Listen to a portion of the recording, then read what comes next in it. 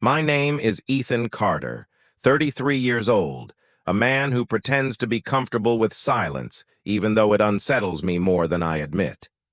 1 year ago, the marriage I believed would last forever ended quietly. So quietly, it almost felt unreal. Since then, I've lived between new routines and old emptiness, convincing myself I've moved on. But the truth is, every corner of my apartment, every late-night drive home, still echoes with something unresolved. I'm not someone who opens up easily, but I'm also not strong enough to sever the memories entirely. I'm just a man trying to stand steady in the middle of everything unfinished, until one unexpected message pulled the past right back into my life. It was just an ordinary Tuesday night in early spring, the kind where the city outside my apartment window felt muffled and distant. I'd come home late from work, kicked off my shoes, and was standing in the kitchen reheating last night's leftover pad thai in the microwave. The familiar hum of the appliance was the only sound in the room, until my phone buzzed sharply on the counter.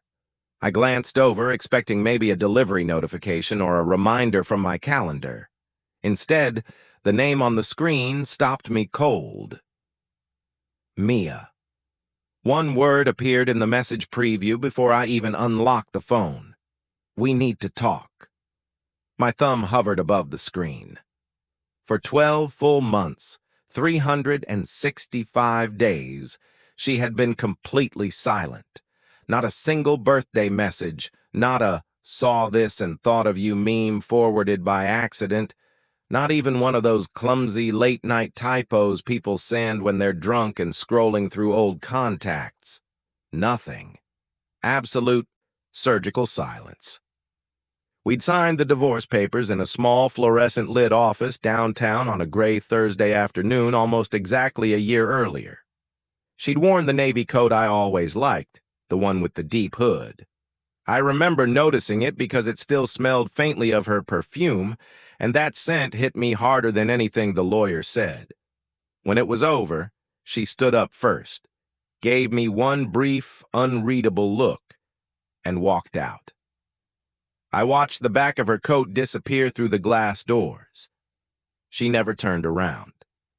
After that, the silence became its own kind of presence.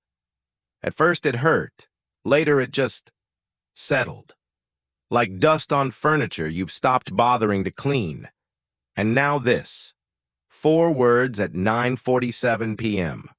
My heart didn't so much race as stumble, tripped over itself, and then kept going unevenly. I set the bowl of pad thai down without even realizing I'd taken it out of the microwave. Steam curled up and disappeared. I stared at the message until the screen went dark, then tapped it awake again, half hoping the words would vanish. They didn't. My fingers felt thick and clumsy as I typed back, "What's going on?" I hit send before I could overthink it, before I could talk myself into pretending I hadn't seen the notification at all. The little "delivered" appeared almost instantly underneath my question. She was online. She was waiting. Less than a minute later, 60 seconds that felt like 10, the 3 bouncing dots appeared. Then her reply, "Please, it's important." That was all. No emojis, no extra explanation, no softening buffer like, "I know this is out of nowhere," or "Hope you're doing okay." Just those 5 words. Quiet and urgent. The way she used to speak when something really mattered, and she didn't trust herself to say more than necessary. I stood there in the middle of my too-bright kitchen, phone in one hand, the other pressed flat against the cool granite countertop to steady myself. The microwave beeped once, annoyed that I'd left the door open. I ignored it. Memories I'd spent a whole year burying under routine, work, gym, podcasts, takeout, repeat, started rising like water through cracked pavement. The shouting matches that ended with both of us too exhausted to finish. The way she used to curl her legs under her on the couch and read medical journals, with that little furrow between her brows. The last Christmas we spent together, when we tried so hard to pretend everything was fine, that we barely spoke. The night she packed her suitcase in silence while I sat on the edge of the bed pretending to scroll on my phone, pretending I wasn't crying, and that final door closing behind her. I'd told myself I was over it. I'd told my friends, my therapist, even myself in the mirror on particularly bad mornings. But one two-line text from her had just ripped that particular lie wide open. I typed, deleted, typed again. My hands were shaking now, just enough that the cursor jittered. I finally settled on the only honest thing I could manage. Okay. When and where?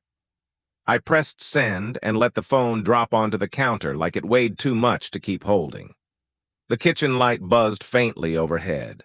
Outside, the city kept moving, and somewhere, maybe 10 blocks away, maybe across town, maybe closer than I wanted to imagine, Mia was reading my reply. For the first time in a year, the silence between us had broken. And whatever came next, I already knew one thing. Nothing about the next few hours was going to feel ordinary anymore. After the divorce was final, life didn't collapse the way everyone warned it would. There were no dramatic scenes of me drinking myself to sleep every night, no reckless spending sprees, no sudden move to another city to start over. Nothing cinematic. It was quieter than that. It was worse, in a way. The world kept turning exactly the same speed, but a piece of me had simply gone missing. Not broken, not shattered, just absent. A clean, precise hole where something used to live. I moved back into our old apartment alone. At first I told myself I'd sell it. Too many memories pressed into the walls like fingerprints. But the market was slow, and honestly, I didn't have the energy to pack. So I stayed. And slowly, methodically, I began the project of erasing her without erasing the place itself. I started with the obvious things. I boxed up her clothes that still hung in the closet like ghosts waiting to be called back. I gave away the throw pillows she loved, the soft gray ones with the tiny embroidered stars. I replaced the coffee mugs, especially the mismatched set we'd collected over years of weekend flea markets.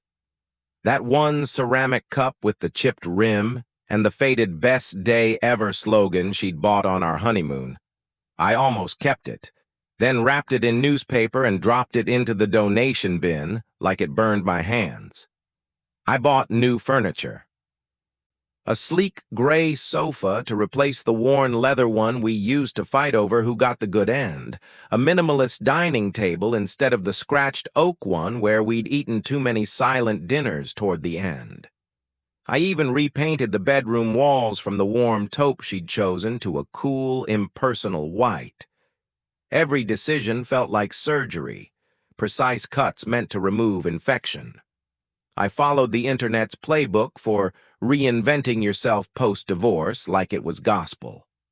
I signed up for a gym membership I actually used. I started waking up at 6 a.m. to run along the river path before the city woke up. I meal prepped chicken and broccoli on Sundays. I read self-help books with titles like The Subtle Art of Not Giving a FK and Atomic Habits, underlining passages as if the right combination of highlighted sentences would finally make the ache stop. People said I looked good, thinner, sharper around the edges. "You seem lighter," a co-worker told me once over coffee. I smiled and thanked her because what else do you say when someone compliments the mask you've been wearing for months? But neatness isn't healing. The apartment might have looked curated now. Everything in its place. No clutter, no trace of chaos. But every single object still carried an echo. The fiddle leaf fig in the corner by the window. She'd insisted on buying it even though she swore plants always died on her. Somehow this one lived. I watered it every Thursday like clockwork, the same day she used to. I never admitted to myself why I kept the schedule. The bookshelf still held half a dozen of her medical textbooks, spines cracked from late-night studying when she was still in residency. I told myself I'd donate them eventually. I never did. Even the stupid things got to me. The way the hallway light flickered for exactly 3 seconds before steadying, something she used to complain about and I used to promise I'd fix. I still hadn't. Some nights I stood under that stuttering bulb and felt absurdly grateful for the imperfection, like it was proof she'd really been here. Most evenings were manageable. I'd cook something simple, watch a show I didn't care about, scroll through my phone until my eyes burned, then go to bed. Routine was armor. But there were nights, too many nights, when the routine cracked. I'd sit in my car outside the building after work, keys still in the ignition, headlights off, engine idling. I'd stare up at the 5th-floor windows where our lights used to be. Sometimes the living room lamp was on because I'd left it that way with a timer. From the street, it looked almost exactly like it used to when she was home waiting, reading on the couch with her legs tucked under her. I'd sit there until the dashboard clock showed numbers I couldn't ignore anymore, then force myself upstairs. I told myself I was fine. I told my sister I was fine. I told my therapist I was making progress. And most days I believed it, or at least I believed it enough to keep moving. Then came the message. One ordinary Tuesday night. One buzz on the counter while I was reheating leftovers. We need to talk. 5 words. And just like that, the entire year I'd spent constructing this careful, quiet, hollow version of my life, cracked open like cheap drywall. All the tidy surfaces, the new furniture, the morning runs, the color-coded meal containers, they didn't disappear, but they suddenly felt paper-thin. Behind every habit I'd built was the same old wound, still raw, still waiting. I stood in the kitchen holding my phone, heart thudding unevenly, and understood something I'd been avoiding for 12 months. I hadn't moved on. I'd only moved furniture. And whatever Mia wanted to say now, whatever important thing had finally broken her silence after a full year of nothing, it was going to reach right through the neat little life I'd arranged and touch that empty space again.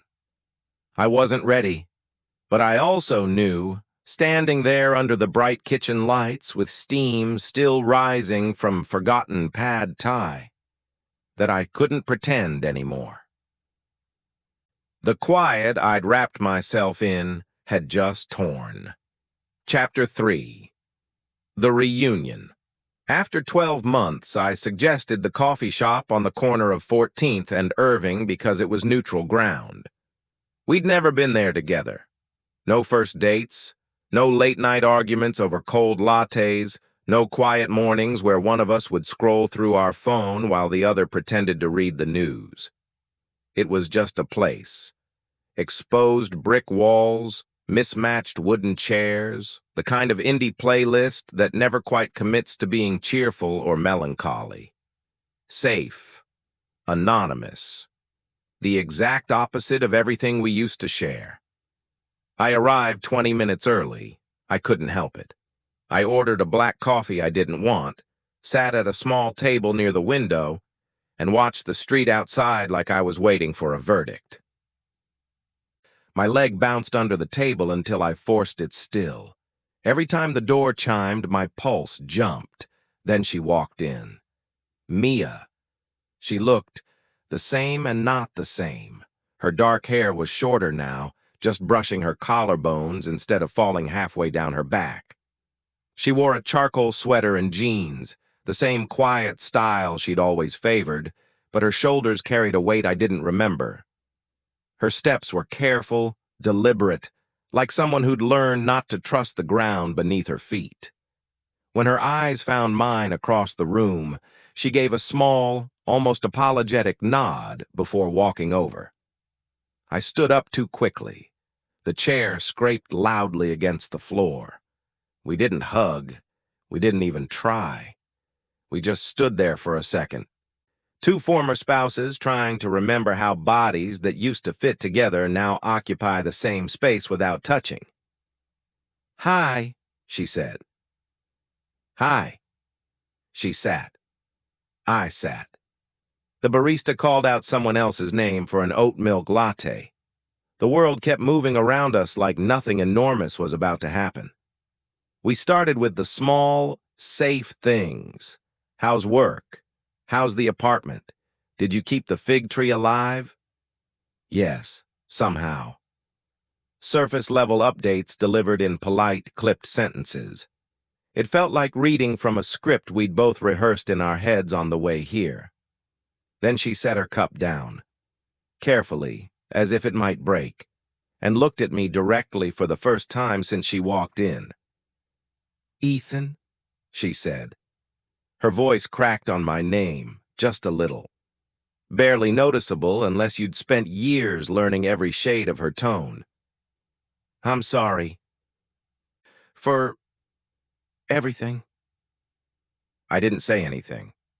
I couldn't. My throat had closed. She took a slow breath, the kind people take before jumping into cold water. "The divorce," she said. "It wasn't because I stopped loving you."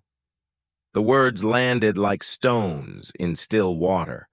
Ripples spread outward, touching every memory I'd tried to organize into neat before and after piles. "I never stopped," she continued. I couldn't let you see what was happening." I felt the air shift in my lungs. "What was happening?" She looked down at her hands. They were clasped tightly on the table, knuckles pale. When she spoke again, her voice was quieter, almost clinical at first, like she was reciting someone else's medical chart. "About 18 months before we separated, I started having symptoms.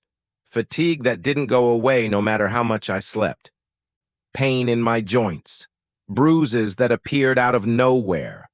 I told myself it was stress. Residency, long shifts, the usual. But then the labs came back." She paused. I waited. The coffee in front of me had gone cold. "Chronic lymphocytic leukemia," she said. The words came out flat, practiced. "Early stage, but aggressive enough that they wanted to start treatment right away. Chemo, immunotherapy, the whole protocol." My mind blanked for a second. Then it filled with images I hadn't allowed myself to imagine. Mia in a hospital gown, alone in a vinyl chair with an IV dripping into her arm. Mia losing her hair. Mia pretending to be fine when she wasn't. "Why didn't you tell me?" My voice sounded distant, like it belonged to someone else. "Because I saw what it did to people." She met my eyes again, and this time they were wet. "I watched my aunt go through it when I was in med school. Her husband stayed, of course. He was wonderful. But I saw how it hollowed him out. The fear in his face every time she coughed. The way he stopped sleeping. The way he aged 10 years in 2. I couldn't do that to you." "So you just left?" The question came out sharper than I meant it to. "I thought if I left first, you wouldn't have to watch me disappear. I thought it would hurt less in the long run. I thought—" Her voice broke again. She pressed her lips together, swallowed hard. "I thought I was protecting you." I stared at her. All the nights I'd lain awake wondering what I'd done wrong. All the times I'd replayed our last arguments, searching for the moment I'd lost her. All the mornings I'd woken up reaching for her side of the bed and finding it empty. Every single one of those moments had been built on a lie she'd told to save me. "You were drowning," I said slowly, repeating something I'd once read in one of those grief books. "And instead of letting me throw you a line, you swam away so I wouldn't get pulled under with you." She gave a small, broken laugh that held no humor. "Something like that." Except I was the one drowning, and I told myself I was being noble by not taking you down too. But mostly I was just terrified. Terrified you'd stay out of pity. Terrified you'd leave anyway once you saw how bad it got. So I chose for both of us. The cafe noise faded to a dull hum. I could hear my own heartbeat in my ears. "Are you okay now?" I asked. The question felt inadequate, but it was all I had. She nodded once. The treatment worked. Remission for almost 9 months now. Scans are clear. I'm still monitored, but I'm here. I'm alive. I exhaled something that might have been relief or rage or both. And you waited a whole year after to tell me?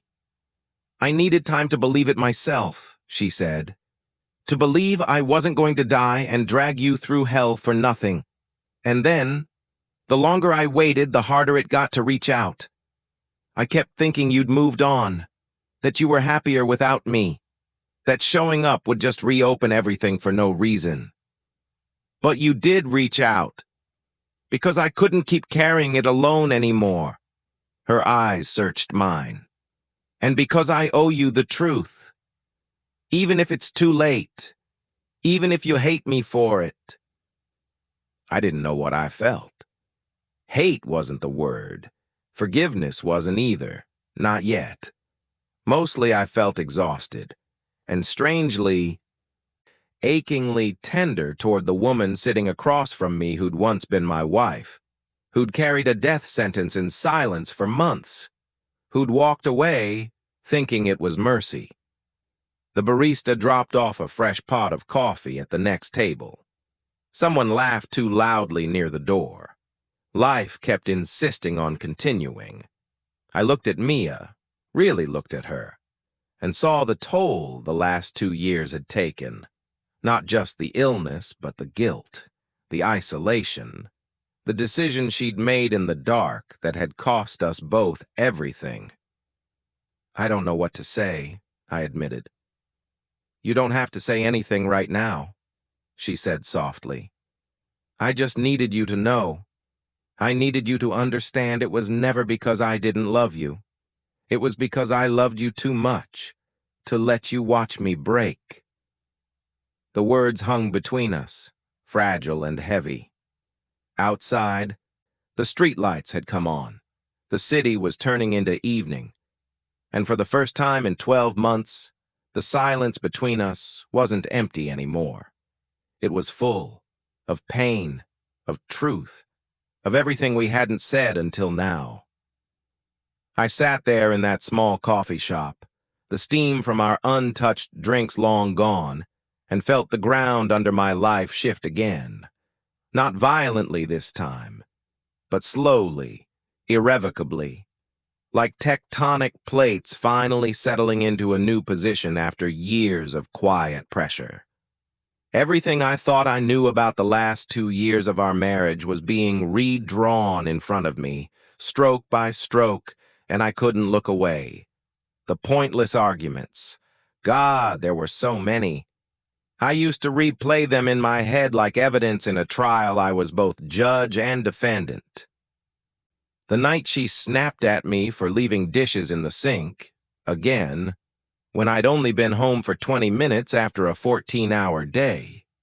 The way she'd stormed into the bedroom and slammed the door so hard, the framed photo of us in Santorini rattled on the wall. I'd stood in the kitchen afterward, staring at the offending plates, convinced she was just tired of me. Convinced I'd become the problem. Now I saw it differently. She wasn't angry about the dishes. She was angry at her body for betraying her. She was angry at the blood tests she'd hidden in her purse. She was angry at the future she could already see coming, the infusions, the nausea, the hair falling out in the shower, and she couldn't tell me any of it. So the anger had nowhere to go except outward, toward the safest target, me. Then there were the nights I'd hear her crying in the bathroom. Not loud, theatrical sobs. Nothing that invited comfort. Just these small, choked sounds leaking under the door, muffled by running water. I'd knock once, softly. "You okay in there?" She'd always answer too quickly. "Yeah, just allergies." Or, "I'm fine, go back to bed." I'd retreat to the couch, telling myself she needed space. Telling myself women sometimes cry for no reason, and it's better not to pry. I'd scroll on my phone until the crying stopped, then pretend to be asleep when she finally came to bed. I should have pushed. I should have sat on the tile floor with her and asked what was really wrong. But I didn't. I let the door stay closed because I was afraid of what I might find on the other side. The silences grew longer toward the end. Whole evenings where we sat in the same room and barely spoke. I'd be on one end of the couch pretending to watch whatever show was on. She'd be on the other, knees drawn up, staring at nothing. I interpreted it as resentment, as proof that whatever we'd had was evaporating. I started sleeping on the couch some nights, not because I was mad, but because lying next to her felt like lying next to a stranger who still smelled like my wife. And the divorce. The speed of it still stings. When she finally said the words, "I think we should end this," I expected a fight. Tears. Negotiations. Something messy and drawn out. Instead, she had the papers already printed. She'd highlighted the sections we needed to initial. She answered every question from the lawyer with calm, clipped efficiency. I kept waiting for her to crack, to change her mind, to show some sign that this hurt her as much as it was killing me. She never did. She signed, stood up, and left the room without looking back. I'd spent a year telling myself that detachment was cruelty, that she'd stopped caring long before the ink dried, that maybe there'd been someone else, or maybe she'd simply fallen out of love so completely that walking away felt easy. But now, sitting across from her in this unfamiliar cafe, I understood. It wasn't cruelty. It was the opposite. She'd orchestrated the whole thing so I could hate her cleanly, so I could blame her, rage at her, move on without the unbearable weight of watching her suffer. She'd made herself the villain in our story so I wouldn't have to live with the real one. A wife dying quietly while pretending everything was fine. Mia leaned forward slightly, elbows on the table.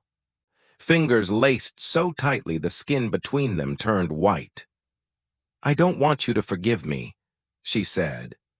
Her voice was steady now, almost gentle.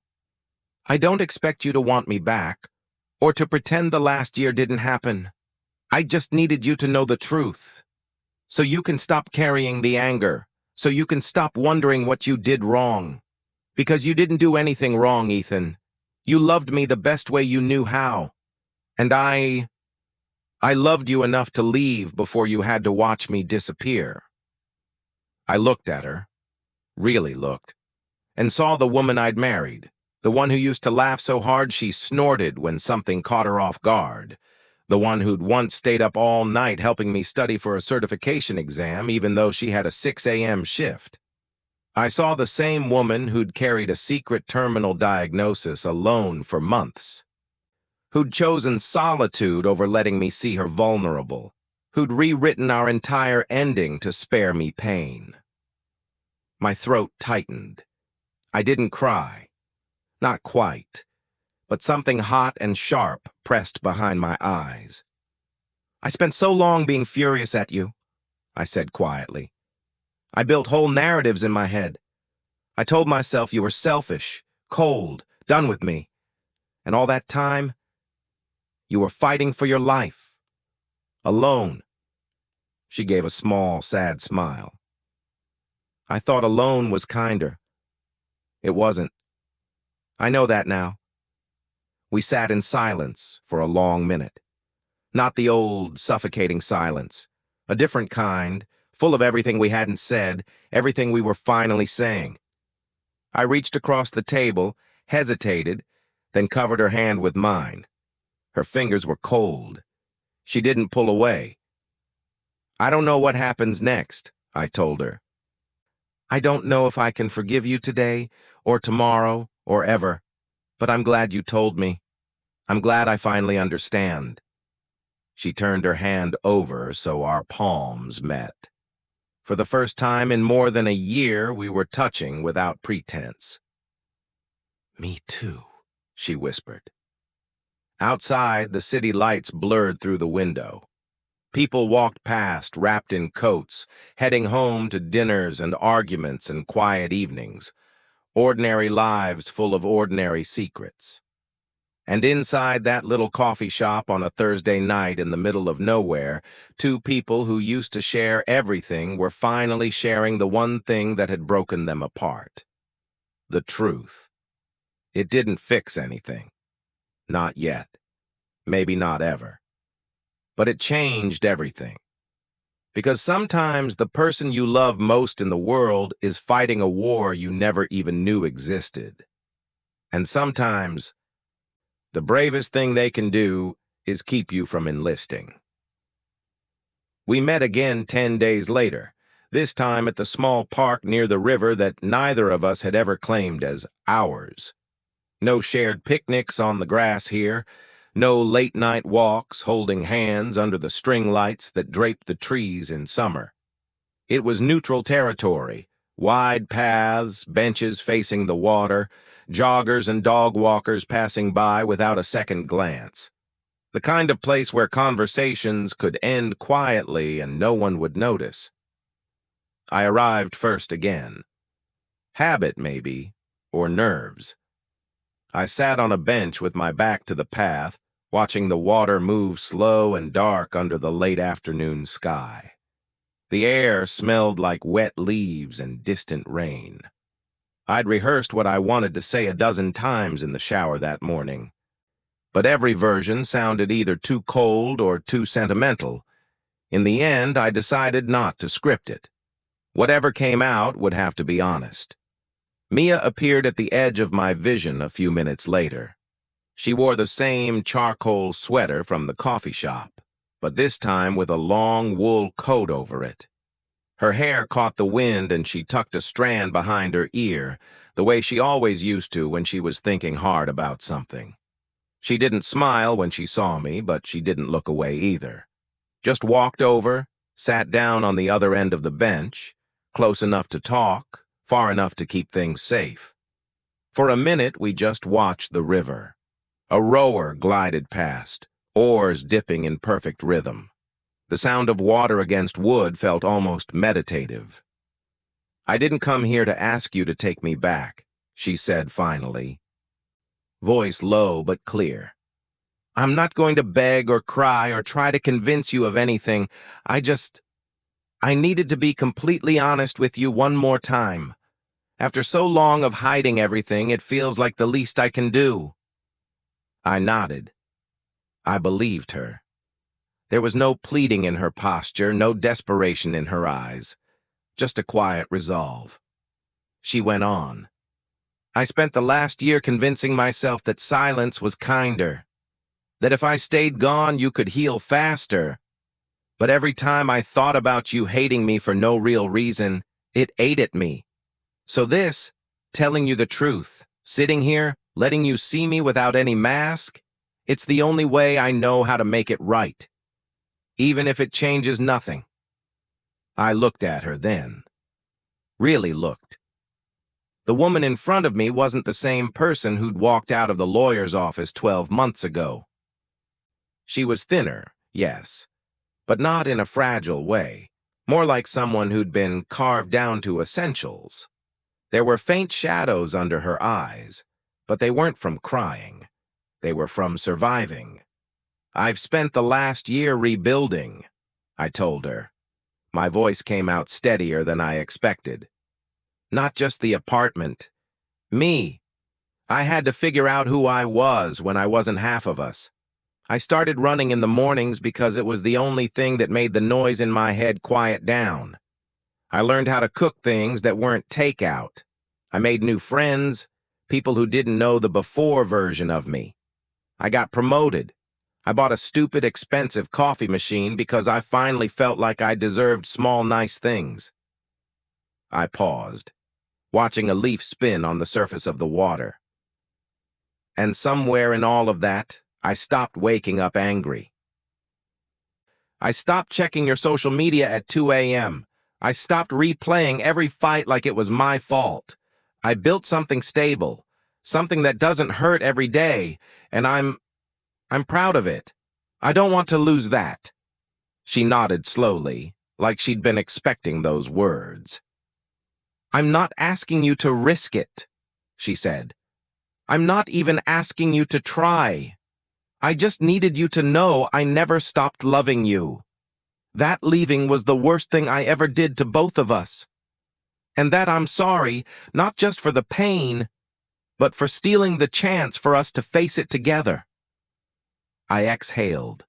The knot that had lived in my chest for so long loosened, not all at once, but enough that I could breathe deeper. I forgive you, Mia, I said. The words came out simple, almost quiet, but they carried weight. I understand why you did what you did. I don't agree with it. I think we could have handled it together, even if it was brutal. But I understand the fear. I understand the love behind it. And I'm not carrying the anger anymore. She closed her eyes for a second, like she was letting the sentence sink in. When she opened them again, they were brighter. Thank you, she whispered. But, I continued, because there had to be a but, that doesn't mean we go back. Our lives have forked. You survived something enormous on your own terms. I survived losing you on mine. We're different people now. Not broken, just reshaped. And I don't think forcing the pieces back together would fit the way it used to. She looked at the river again. A small smile touched her mouth. Not happy, exactly, but peaceful. I know, she said. I've known that for a while. I just needed to hear you say it. Needed to know you weren't still trapped in the version of the story where I was the villain. We sat in silence after that. Not heavy, not awkward. Just two people who'd once shared everything, now sharing the end of something instead. After a while, she stood up. I stood too. I'm glad you're okay, I told her. I'm glad you're still here. Me too, she said. About both of us. She didn't hug me. I didn't reach for her. We just looked at each other for a long moment. One last, clear-eyed acknowledgement of everything that had been and everything that wouldn't be again. Then she turned and walked away down the path, coat swaying slightly in the breeze. I watched until she disappeared around the curve of trees. I stayed on the bench a little longer. The sun was dropping lower, painting the water gold. A jogger passed, earbuds in, breathing steady. Life kept going. And for the first time in a long time, I felt lighter. Not because the past had vanished, but because it finally had its right shape. Not a wound I had to keep picking at, just a chapter, closed, understood, forgiven, but not reopened. I stood up, zipped my jacket against the evening chill, and started walking home. The path ahead was mine alone now, and that was okay. I left the park the same way I'd come, walking the long loop along the river path, hands in my pockets, breath fogging slightly in the cooling air. But everything felt different now.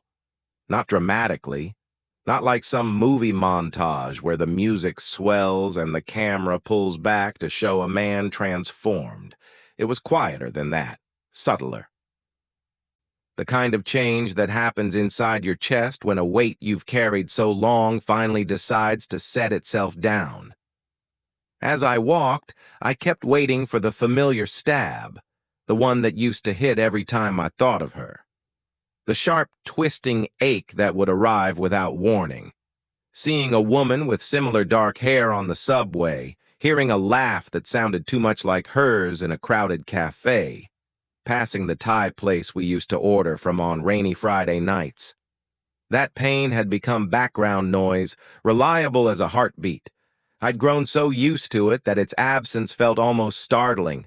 It wasn't there anymore, not gone in a flash of lightning, not erased by some magical conversation. Just quiet. The way a room feels after you've finally turned off the fan that's been running for hours. You notice the silence more than you notice the noise ending. There was no hate left either, not the slow-burning resentment I'd nursed for months, telling myself she'd thrown us away because she was selfish, because she didn't care enough to fight. That story had crumbled the moment she told me the real one. What remained wasn't forgiveness in the sentimental Hallmark card sense. It was clarity. Understanding had replaced the anger the way sunlight replaces fog, not by force, but by simply being there long enough to burn it off. And the questions, the endless, looping ones that used to keep me awake at 3 a.m., they had finally found answers. Why did she pull away? Why did she sign the papers so quickly? Why did she never look back? They weren't mysteries anymore. They were pieces of a puzzle I'd been trying to solve with half the picture. Now, the missing half was in place, and the image wasn't pretty, but it was complete. What was left was a scar, not an open wound, not something raw and bleeding that I had to keep bandaging. Just a scar, raised in places, faded in others, the kind you run your fingers over absent-mindedly and remember the injury without feeling it again. It would always be there. It would always tell part of the story of who I'd been and what I'd survived. But it no longer hurt to touch. That single text message, the one that had arrived at 9:47 p.m. on an ordinary Tuesday night, more than a year after the divorce. It hadn't reopened anything. All this time I'd thought the wound had never healed because I was weak, because I couldn't let go, because I was still in love with a ghost. But the truth was simpler and sadder. The wound had never healed because no one had ever explained why it was there in the first place. You can't close something when you don't understand what tore it open. Mia had given me the missing piece, not to win me back, not to rewrite our ending, just to let me stop bleeding quietly in the dark. I reached the bridge that crossed over to my neighborhood. I paused there for a moment, leaning on the railing, watching the last of the daylight bleed out of the sky. The river below reflected the first streetlights coming on, small, steady points of gold on black water. A couple walked past hand in hand, laughing about something I couldn't hear. A cyclist rang his bell as he overtook a slow walker. Normal life, moving forward. I thought about calling my sister or texting my best friend, or posting something vague on social media about closure. But I didn't. This moment didn't need witnesses. It didn't need validation. It was mine. I pushed off the railing and kept walking. The apartment building came into view. Same brick facade, same flickering hallway light on the 5th floor that I still hadn't fixed. I climbed the stairs slowly, not because I was tired, but because I wanted to feel each step. When I unlocked the door, the familiar smell of coffee grounds and clean laundry greeted me. The fiddle-leaf fig stood in its corner, leaves glossy under the lamp I'd left on with the timer. Everything was exactly where I'd left it that morning. I didn't feel triumphant. I didn't feel like I'd won anything. I just felt still, like the inside of my head had finally stopped arguing with itself. I made a cup of tea, chamomile, because it was too late for caffeine, and sat on the new gray sofa. No TV, no phone, just the quiet hum of the city outside the window and the soft tick of the wall clock. For the first time in longer than I could remember, The silence didn't feel empty. It felt peaceful, real peace. Not the fragile, constructed kind I'd built with routines and new furniture and forced smiles. The deeper kind. The kind that comes after you've looked at the wreckage, named every broken part, and decided, quietly, without fanfare, that you're allowed to walk away from it now.